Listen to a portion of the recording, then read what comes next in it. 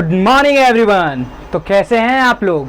मैं उम्मीद करता हूं कि सभी लोग होंगे एकदम मस्त और होंगे एकदम झकास। तो स्टार्ट करते हैं हम आज का लेक्चर, जो कि बेस्ड है डिफरेंशिएशन पर, यानी अवकलन।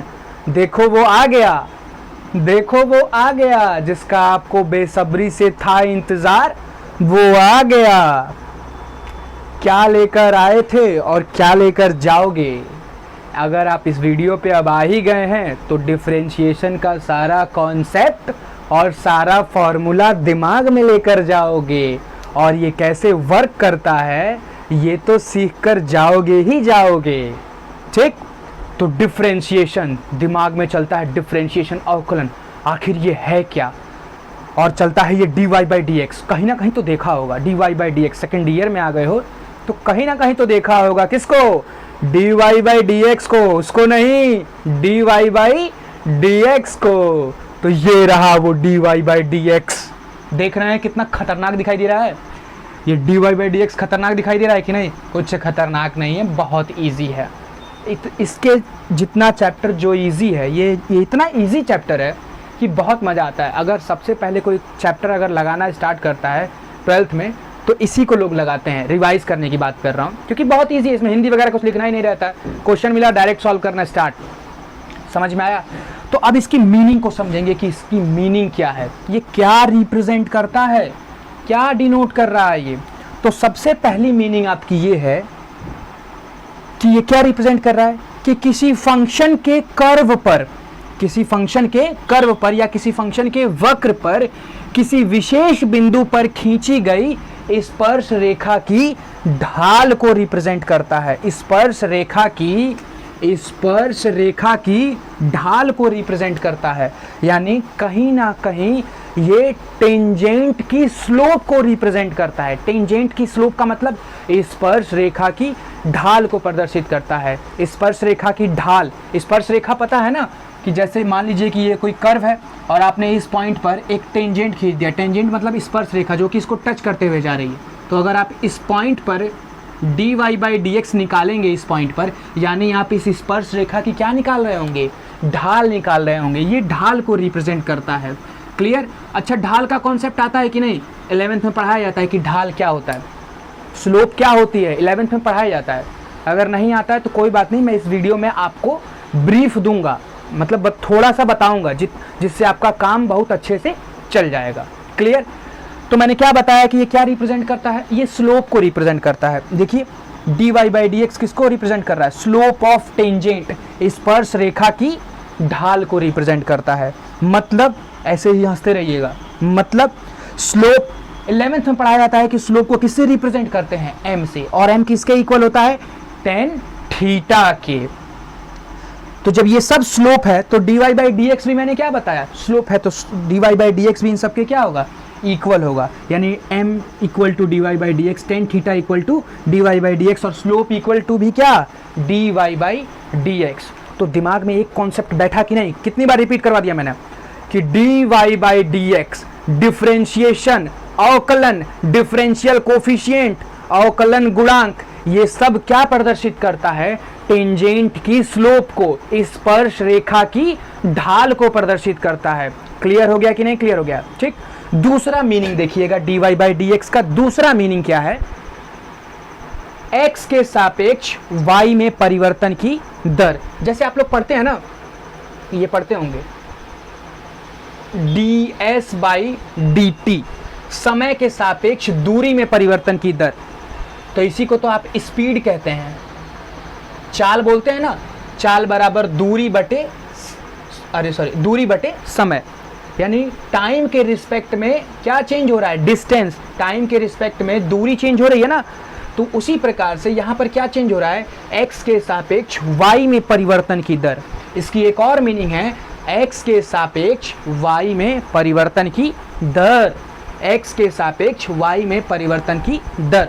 उसी को कहते हैं dy by d x represents the rate of change of y with respect to x। ये चीज लिखा हुआ है, rate of change of y, rate of change of y with respect to x। किसके रिस्पेक्ट में चेंज हो रहा है? x के रिस्पेक्ट में। क्लियर हो गया सबको?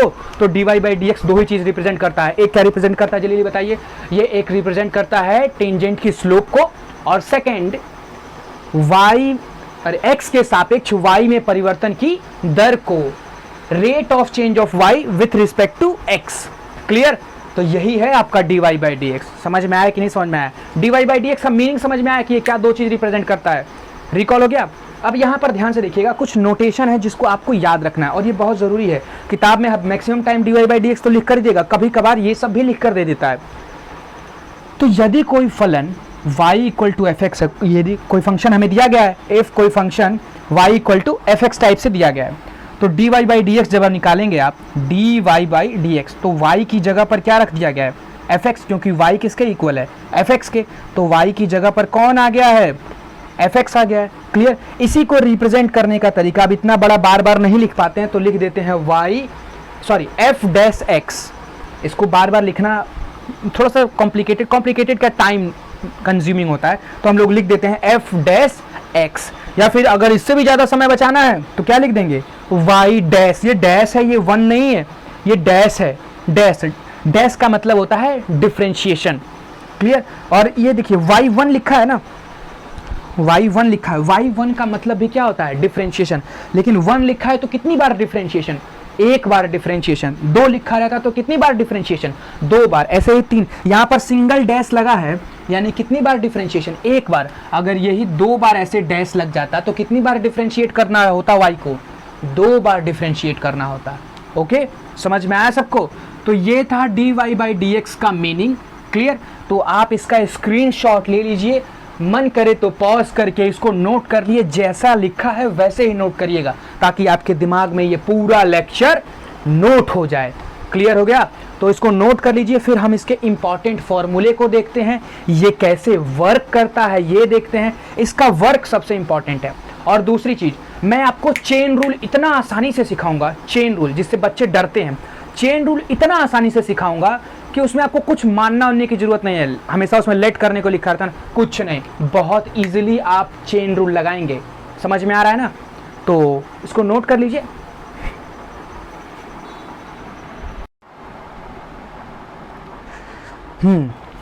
तो डिफरेंशिएशन की मीनिंग आपको समझ में आ गई?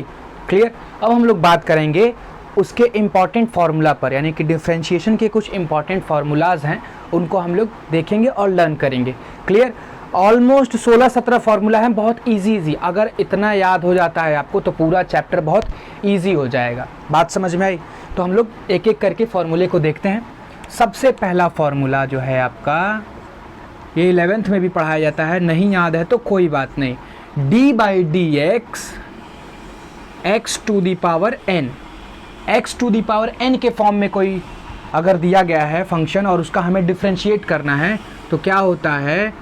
n इंटू एक्स की पावर n माइनस 1, यानी ये n कहाँ चला आया है? x के आगे चला आया है और उसकी पावर में से एक कम हो गया है। तो फर्स्ट फार्मूला आपके पास ये है। क्लियर? इसका मैं एग्जांपल दिखा देता हूँ जल्दी, एक दो, बहुत इजी होता है। d बाई डी एक्स, यहाँ पर लिख देते हैं, एग्जाम्पल की बात कर रहे हैं हम लोग। d by d x x to the power 5, तो ये इस फॉर्म में दिखाई दे रहा है ना, x to the power n के फॉर्म में नज़र आ रहा है सबको? ये क्वेश्चन जो लिखा हुआ है x to the power n के फॉर्म में नज़र आ रहा है। तो 5 आगे आ गया और पावर में से एक कम करना है, n में से एक कम हो रहा है ना, तो कम करेंगे तो कितना आ जाएगा? 4 आ जाएगा। लिखें क्या यहाँ पर? 5 माइनस 1। हाँ, छोड़ो, इतना तो होशियार हो गए, कितना आ जाएगा? 4 आ जाएगा। क्लियर हुआ सबको? एक दूसरा एग्जाम्पल लेकर देखते हैं हम लोग यहीं पर। d by d x x की पावर माइनस 7 है, तो क्या होगी? क्या होगा यहाँ पर? पावर आगे चला आएगा, -7 और x के पावर, अब पावर में से क्या होगा? एक कम होगा, तो ऑलरेडी -7 था और इसमें से एक और घटाएंगे तो ये कितना हो जाएगा? x to the power -8। कई बार गलती क्या करते हैं बच्चे, यहाँ पर -6 लिखने लग जाते हैं। नहीं, ध्यान देना है, पावर में से 1 माइनस करना है, तो -7 -1 -8। क्लियर हो गया सबको? बात समझ में आई कि नहीं आई? दूसरा चीज़ मैं आपको यहीं पे एक और बताता हूँ, देखिएगा। d बाई डी एक्स या d अपॉन डी एक्स पढ़ा जाता है रूट एक्स, और इसका डिफरेंशिएशन आपको याद भी रखना है क्योंकि क्वेश्चन लगाते समय ये बहुत इजी बना देता है क्वेश्चन को। D by d x root x. तो इसका डिफ्रेंशिएशन कैसे करेंगे, तो एकदम सेम ऐसे ही करना है, d by d x. Root x को क्या लिख सकते हैं, एक्स की पावर 1/2 लिख सकते हैं कि नहीं लिख सकते हैं। रूट का मतलब होता है पावर 1/2। अब सेम ये इसी फॉर्मेट पर नज़र आने लगा, इसी फॉर्मेट पर नज़र आ रहा है, यानी पावर कहाँ आएगी, पावर आगे चली आएगी और x में से हम x की पावर में से एक कम करेंगे, तो ऑलरेडी 1/2 था और इसमें से एक घटाएंगे, एक सब्ट्रैक्ट करेंगे तो कितना आ जाएगा, ये आ जाएगा 1/2 और ये आ जाएगा x, और -1 में से 1/2 गया तो -1/2 आएगा। क्लियर। अच्छा, अब यहाँ पर ध्यान से देखिएगा, ये हो गया 1/2, इसे यहाँ पर लिख देते हैं 1/2, और x की पावर माइनस में है, जब वो नीचे आएगा तो पावर कैसी हो जाएगी, प्लस में हो जाएगा कि नहीं हो जाएगा। जब यही चीज़ पावर क्या थी x की माइनस में, जब वो नीचे आएगा तो पावर कैसी हो जाएगी, प्लस में हो जाएगा। अरे पढ़े हैं कि नहीं, x की पावर -1 लिखा है तो हम इसे 1/x लिख सकते हैं। ये नीचे जब आता है तो इसकी पावर अभी भी 1 ही है, लेकिन पावर क्या हो गई है, प्लस हो गई है। ठीक, तो 1/2 का मतलब कितना होता है, रूट, अभी मैंने बताया। तो हम इसे और क्या लिख सकते हैं, 1/2 रूट x लिख सकते हैं कि नहीं लिख सकते हैं। तो अब से आपको याद रखना है कि d by d x root x का जो डिफ्रेंशिएशन होता है वो कितना होता है, 1/2 रूट x। क्लियर हो गया सबको। तो ये दूसरा फॉर्मूला है, एकदम सेम, चाहे तो आप निकाल सकते हैं, लेकिन बार बार निकालने की क्या जरूरत है, एक बार याद कर लीजिए ना, कौन इतना बड़ा फिर से प्रोसेस करेगा। तो रूट x का डिफरेंशिएशन कितना होता है, 1/2 रूट x। रूट x का डिफरेंशिएशन कितना होता है, 1/2 रूट x। ये आपका सेकेंड फॉर्मूला है। क्लियर। तो आप इसको नोट कर लीजिए, आप इसका स्क्रीनशॉट ले लीजिए, फिर हम लोग नेक्स्ट क्वेश्चन पे बढ़ते हैं। तो अब आगे प्रोसीड करते हैं फॉर्मूला पर। Third formula, d by d x e to the power x, exponential function है, तो e to the power x का डिफरेंशिएशन होता है, अवकलन होता है e to the power x। समझ में आया सबको। फोर्थ वाला formula, d by d x log x का अवकलन कितना होता है, 1/x। अब देखिएगा यहाँ पर बहुत इंपॉर्टेंट कॉन्सेप्ट है, लोग गलती कर देते हैं हमेशा। log x का डिफरेंशिएशन कितना होता है, 1/x। कब, जब बेस log का क्या रहेगा, e रहेगा। जब log का बेस e रहेगा तो उसका डिफरेंशिएशन, उसका अवकलन कितना होता है, 1/x। आप कहेंगे कि d by d x log x base 10 का अवकलन भी 1/x होता है क्या, नहीं, ये गलत है। जब तक बेस e नहीं रहेगा तब तक उसका डिफरेंशिएशन 1/x नहीं होता है। तो log x का डिफरेंशिएशन 1/x तो होता है कब, जब बेस e रहेगा तब। क्लियर हो गया। तो एक फॉर्मूला ये हो गया। Formula number 5, d by d x a to the power x, a to the power x। a यहाँ पर क्या होगा, a ऐसे बिहेव करेगा कांस्टेंट की तरफ। ये a कांस्टेंट है, ये 2 भी हो सकता है, 3 भी हो सकता है, 5 भी हो सकता है, 1/2 भी हो सकता है। जब ये कांस्टेंट ही है तो कुछ भी हो सकता है। तो a to the power x का डिफरेंशिएशन कितना होता है, a to the power x का डिफरेंशिएशन होता है a to the power x into log a base e। यहाँ पर जो लिखा रहेगा वही यहाँ पर लिख देंगे, a to the power x into log a base e। करके दिखा दे क्या इसका एक एग्जाम्पल, एक इसका एग्जाम्पल देख लीजिएगा जल्दी से। d by d x 2 to the power x, तो ये इस फॉर्मेट पर नज़र आ रहा है, ये जो क्वेश्चन दिया गया इस फॉर्मेट पर नज़र आ रहा है। तो इसका अवकलन कितना हो जाएगा, a to the power x यानी 2 to the power x into log a की जगह पर कितना है 2 बेस e। तो ये इसका आंसर हो गया। समझ में आया कि नहीं समझ में आया। तो ये third, fourth, fifth, sixth formula देखते हैं हम लोग यहाँ पर। जब जगह बचाइए तो देख लेते हैं। सिक्स्थ नंबर का जो फॉर्मूला है, हाँ d बाई डी एक्स सी, ये है आपका कांस्टेंट। कांस्टेंट का मतलब ये 2022 भी हो सकता है, 2023 भी हो सकता है, 1999, 2, 5, 7 माइनस में। जब ये कांस्टेंट है तो कोई भी वैल्यू हो सकती है। तो कांस्टेंट का अवकलन कितना होता है, 0 होता है। कांस्टेंट का अवकलन कितना होता है, 0 होता है। बात समझ में आ रही है सबको। अच्छा, ये समझा दूँ क्या कि कांस्टेंट का अवकलन क्यों 0 होता है, समझा दे क्या कांस्टेंट का अवकलन 0 क्यों होता है। तो मैं यहाँ पर समझाता हूँ, थोड़ा सा समझ लें। इतने में ही अगर समझ गए तो बहुत अच्छा है। जैसे लिखा हुआ है y = 2 लिखा हुआ है, y इक्वल टू 2 लिखा हुआ है, तो मैं कहता हूँ इसका अवकलन करिए तो dy बाई डी एक्स निकालिए तो d by d x of 2, तो कांस्टेंट का अवकलन कितना होता है? अभी आपने पढ़ा 0, लेकिन 0 होता क्यों है मैं आपको बताता हूँ। आंसर तो 0 आएगा, क्लियर हुआ कि नहीं? 0 आएगा। तो मैं आपको समझाता हूँ, देखिएगा ये क्या लिखा है, y इक्वल टू 2। अगर इसको ग्राफ पर प्लॉट करेंगे आप लोग तो ये y एक्सिस है 1 2, यानी ये एक लाइन बनेगा y इक्वल टू 2 लाइन, यही ना है y इक्वल टू 2 लाइन। ये लाइन क्या रिप्रेजेंट कर रही है? y इक्वल टू 2 को। क्या ये लाइन x एक्सिस से कितना एंगल बना रही है? ये लाइन x एक्सिस से कितना एंगल बना रही है?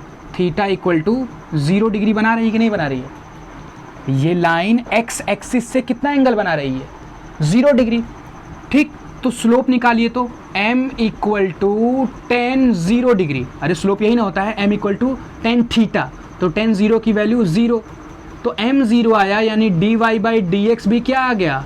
0 ही तो आएगा। मैंने स्टार्टिंग में ही चैप्टर के बताया था कि dy बाई डी एक्स और कुछ नहीं, स्लोप को रिप्रेजेंट करता है, और यहाँ पर लिख कर भी दिखाया था कि slope equal to m equal to tan theta equal to dy by d x. इसीलिए कांस्टेंट का डिफरेंशिएशन या अवकलन क्या आता है? 0 आता है। एग्जाम्पल देखना है, एग्जाम्पल बहुत ईजी है। अरे एग्जाम्पल ऊपर दिखाया तो हूँ कि 2 का अवकलन देखिए कितना आया? 0 आया। ये बात समझ में आई? तो इसको इरेज कर देता हूँ मैं। ये छोटा सा कॉन्सेप्ट था कि ये कांस्टेंट का अवकलन, कांस्टेंट का डिफरेंशिएशन 0 क्यों होता है। बात समझ में आई? ठीक, अब आगे बढ़ते हैं हम लोग। इतना तो हो गया। एक और differentiation, question number formula number 7, D by d x 1 by x का डिफरेंशिएशन कितना होगा? D by d x 1 by x का डिफरेंशिएशन कितना होगा? तो ये होता है 1 minus 1 upon x square, minus 1 upon x square. ये फॉर्मूला नंबर 7 है। अब आप कहेंगे कि ये कैसे आ गया? तो बहुत आसान है, देखिएगा, D by d x, x की पावर -1 इसे लिख सकते हैं, ऊपर जाएगा तो पावर -1 आ जाएगी। अब ये देखो एकदम फर्स्ट वाले फॉर्मूले के फॉर्मेट पर हो गया, x to the power n के फॉर्म पर हो गया कि नहीं? पावर आगे आई और पावर में से एक कम हो गया, यानी -1 एक्स टू द पावर -2, यही ना? और पावर निगेटिव है तो नीचे आ जाएगा, तो बच गया -1 अपॉन एक्स स्क्वायर। क्लियर हो गया? तो अब आप प्रूफ तो याद रख, प्रूफ हो जाएगा तुरंत, लेकिन अब आप रिजल्ट याद रखिए कि 1 अपॉन एक्स का डिफरेंशिएशन कितना होता है? -1 अपॉन एक्स स्क्वायर। देखिएगा, e की पावर x का डिफरेंशिएशन, e की पावर x log x का डिफरेंशिएशन 1 बाई एक्स, कब? जब बेस e दिया रहेगा तब। a to the power x का डिफरेंशिएशन कितना होगा? a to the power x into log a base e d by, ये इसका एग्जाम्पल है। कांस्टेंट का डिफरेंशिएशन क्या होता है? 0। क्यों 0 होता है? मैंने अभी आपको पूरा रीज़न बता दिया, क्योंकि एंगल वो 0 डिग्री बना रहा होता है x एक्सिस से, तो tan 0 की वैल्यू क्या होती है? 0, और tan theta dy by d x से इक्वल होता है, इसीलिए dy बाई डी एक्स की वैल्यू भी क्या आती है? 0। कुछ ज़्यादा तेज हो गया क्या? 2x पर देख रहे हो? 1 बाई एक्स का डिफरेंशिएशन कितना होगा? -1 बाई एक्स स्क्वायर। क्लियर? तो आप इसका स्क्रीनशॉट ले लीजिए, फिर हम लोग और फॉर्मूला को देखते हैं। स्क्रीनशॉट ले लीजिए जल्दी से। तो चलिए, तो हम लोग अब और कुछ फॉर्मूले की बात कर लेते हैं। जैसे ध्यान से देखिएगा, अब ट्रिग्नोमेट्रिक फंक्शन का डिफरेंशिएशन करना सीख रहे हैं हम लोग, याद रखना है ये आपको। D by d x sine x, देखिए यहाँ पर x है तो x के ही रिस्पेक्ट में डिफरेंशिएट किया जा रहा है, दिखाई दे रहा है ना? तो साइन x का डिफरेंशिएशन कितना होता है? cos x। Clear? d by d x cos x का डिफरेंशिएशन कितना होता है? Minus sine x। Sine x का डिफरेंशिएशन cos x होता है और cos x का डिफरेंशिएशन माइनस साइन x होता है। cos थोड़ा सा गंदा गंदा है, इसीलिए वो माइनस देता है। d by d x ten x का डिफरेंशिएशन क्या होता है? टेन एक्स का डिफरेंशिएशन होता है सेक स्क्वायर एक्स। मैंने आपको बताया था ना, s और t इंग्लिश अल्फ़ाबेट, s के बाद t आता है तो इन दोनों का रिलेशन मैक्सिमम टाइम साथ में ही देखा जाता है। तो टेन एक्स का डिफरेंशिएशन कितना होता है? Sec square x. अगला जो है d by d x cot x. Cot x का डिफरेंशिएशन कितना हो जाएगा? कॉट एक्स का डिफरेंशिएशन होता है माइनस कोसेक स्क्वायर एक्स। कितना होता है? Minus cosec square x. देखिए, कॉट और कॉसेक का रिलेशन एक साथ है कि नहीं है? क्लियर हो गया? थोड़ा सा आवाज़ को इग्नोर करिएगा। नेक्स्ट देखिएगा, d by d x sec x. Sec x का डिफरेंशिएशन कितना होता है? तो सेक एक्स का डिफरेंशिएशन होता है सेक एक्स इंटू 10x। ये सब आपको याद रखना है, ये सब फॉर्मूले हैं। 7 के बाद 8, 9, 10, 11, 12 और एक और बताएंगे। सेक एक्स का डिफरेंशिएशन कितना होता है? Sec x into 10x d by d x. अब किसका बच गया है? साइन का, कॉस का, टेन का, कॉट सेक, कॉसेक बच गया है। तो कॉसेक एक्स का डिफरेंशिएशन क्या होता है? Minus cosec x into cot x, minus cosec x into cot x. तो आप ध्यान से देखिएगा, जितने सी वाले हैं वो गंदे हैं। सी वाले जो हैं उनका आंसर कैसा आ रहा है? वो माइनस निकाल कर दे रहे हैं, ये कर्जे में डुबा देंगे ये सब सी वाले जितने भी हैं। क्लियर? तो कॉस एक्स का minus sine x, cot x का माइनस कॉसेक स्क्वायर एक्स और कॉसेक एक्स का minus cosec x into cot x. तो आप इसका स्क्रीनशॉट ले लीजिए, फिर हम लोग नेक्स्ट इसके वर्किंग रूल पर बात करते हैं कि डिफरेंशिएशन कैसे वर्क करता है। समझ में आया सबको? ओके, नोट कर लीजिए।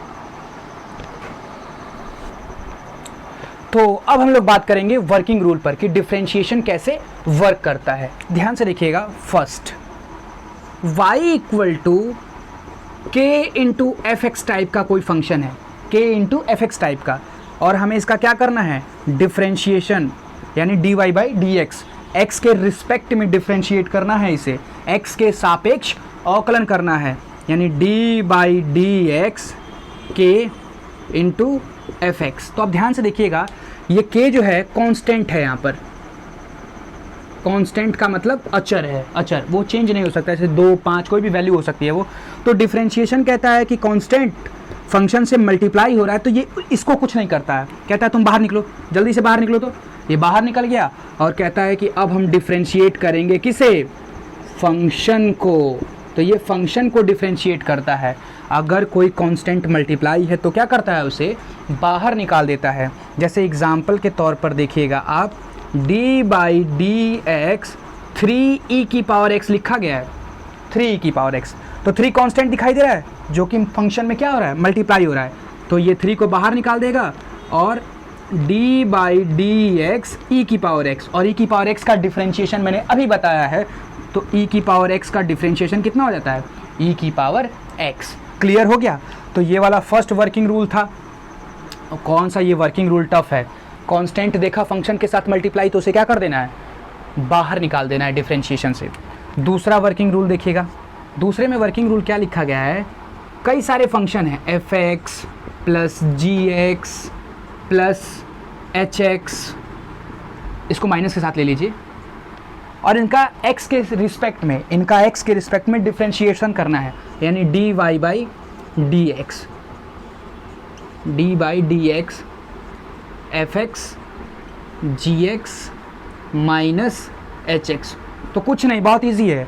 अगर कई सारे फंक्शन प्लस और माइनस के द्वारा लिखे गए हैं, प्लस और माइनस के द्वारा अटैच करके लिखे गए हैं, कंबाइन करके लिखे गए हैं, तो डिफरेंशिएशन क्या हो जाता है? डिस्ट्रीब्यूट हो जाता है। यानी ये इसका अलग से डिफरेंशिएशन होगा, इसका अलग से डिफरेंशिएशन होगा और इसका अलग से डिफरेंशिएशन होगा। कहने का मतलब ये है कि d by d x f x plus d by d x g x, minus है तो minus d by d x h x. Clear हो गया कि नहीं क्लियर हो गया? तो अगर बीच में प्लस या माइनस है तो डिफरेंशिएशन जो है ये डी बाई डी एक्स जो है वो डिस्ट्रीब्यूट हो जाता है, वितरित हो जाता है। एक बार इसका अलग से डिफरेंशिएशन, इसका अलग से डिफरेंशिएशन और इसका अलग से डिफरेंशिएशन। अब बीच में जो प्लस माइनस लिखा है वो तो लिखा ही रहेगा। एग्जाम्पल दे दें इसका, तो एग्जाम्पल देखिएगा इसका क्या है।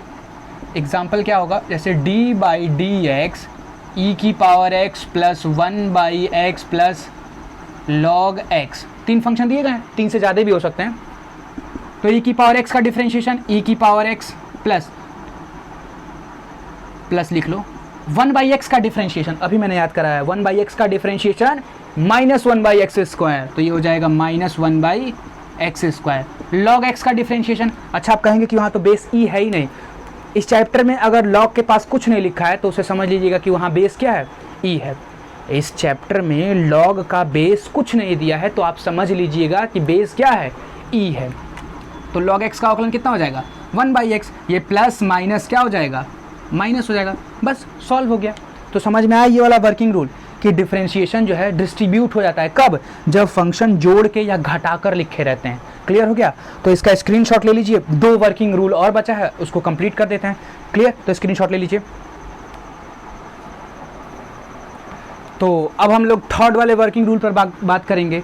अब 2 फंक्शन जो है वो मल्टीप्लाई में लिखे गए हैं। 2 फंक्शन कैसे लिखे गए हैं? मल्टीप्लाई करके। एक फंक्शन ये है और एक फंक्शन ये है। तो आप इन दोनों को दिमाग में मानना है। मैं आपको पढ़ा रहा हूँ इसीलिए लिख कर दिखा रहा हूँ, नहीं तो आपको ये दिमाग में चलाना है। किसी को भी फर्स्ट बोल दीजिए और किसी को भी सेकंड बोल दीजिए, और इसका क्या करना है? Differentiate with respect to x. X के सापेक्ष अवकलन करना है। तो कैसे करेंगे? dy by d x. अब ये रूल होता है, इसे बोलते हैं प्रोडक्ट रूल। ये कैसे काम करता है? फर्स्ट इनटू सेकंड का डिफरेंशिएशन। फर्स्ट ये था ना, फर्स्ट इनटू सेकंड का differentiation plus second into first का डिफरेंशिएशन। ये बात समझ में आई सबको? अब बहुत इजी है, ये याद रखना। एक को छोड़कर दूसरे का अवकलन करना है, प्लस दूसरे को छोड़कर पहले का अवकलन करना है। बीच में प्लस कैसे आएगा? तो आपको मैं बता दूं, ये याद कैसे रखना है कि बीच में प्लस आएगा कि माइनस आएगा। तो आप ऐसे याद रखिएगा, जब मल्टीप्लाई किया जाता है तो नंबर बड़ा होता है। जब मल्टीप्लाई किया जाता है तो नंबर बड़ा होता है, तो नंबर बड़ा करने के लिए बीच में क्या आएगा? प्लस आएगा। ऐसे अपना कॉन्सेप्ट बना सकते हैं, या तो फिर आपको रटना ही पड़ेगा। ये क्लियर हो गया? ठीक। दूसरा, अरे फोर्थ, अगर 2 फंक्शन डिवाइड में दिए गए हैं, एफ एक्स अपॉन जी एक्स। इसका एग्जाम्पल मैं दूंगा, इजी है। एफ एक्स अपॉन जी एक्स पहले सीख लीजिए। और ये भी बताया गया है कि जी एक्स जो है वो 0 के इक्वल नहीं है, क्योंकि जी एक्स अगर 0 हो गया तो वाई का कोई एग्जिस्टेंस ही नहीं रह जाएगा, अस्तित्व ही खत्म हो जाएगा। तो 2 फंक्शन डिवाइड में दिए गए हैं, तो इनका हमें क्या निकालना है? D y by d x. तो पहले यूपी बोर्ड वाले ध्यान से सुनेंगे। ये हर है ना, इसे क्या बोलते हैं? हर। और इसे बोलते हैं अंश। ऐसा नहीं है कि मैं सीबीएसई बोर्ड वालों के साथ नाइंसाफ़ी कर रहा हूँ, नहीं, उनके लिए भी सिखाऊंगा। ये हर है और ये अंश है। तो ध्यान से देखिएगा, अंश गुणे अंश इनटू,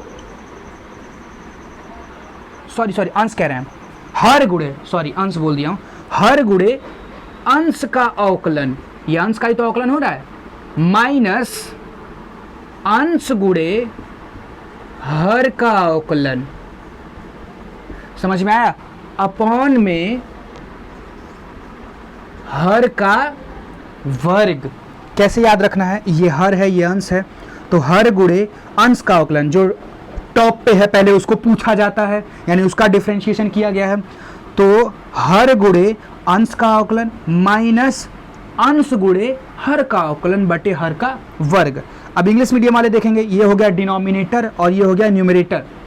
डिनोमिनेटर इनटू न्यूमरेटर का differentiation minus numerator into denominator का डिफरेंशिएशन अपॉन डिनोमिनेटर का स्क्वायर। माइनस कैसे याद रखेंगे कि डिवाइड करने पर, भाग देने पर संख्या छोटी होती है, नंबर क्या होता है?